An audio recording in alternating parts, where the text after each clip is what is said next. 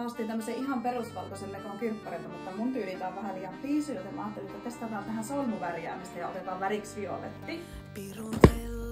Mä nappasin puuvillalankoja ja ajattelin tehdä vaan tämmösiä myttyjä tähän ja sitten kiertää sitä lankaa siihen ympärille. Katsotaan mitä tapahtuu. Näette sitten. Täällä lukee, että jos haluaa vaalean lopputuloksen, niin pitäisi olla sitä tekstiiliä noin 500 grammaa. Mulla on näistä semmonen kokemus, että näissä on ihan jäätävästi pigmenttiä, että ne tekee tosi tummia, joten mä laitan ton Mekon kanssa samaan aikaan tämmösen valkoisen lakanan myös tonne värjäytymään. Ja tältä tää Mekko näyttää ennen kuin tää menee koneeseen, eli tämmönen solmumyttyhän tämä on. Sitten tuikataan ne ineen.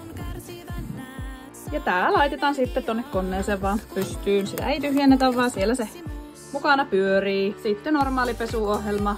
No niin. Apua, mua jännittää, se on nyt tuolla. Kurina vaan käy. Interesting.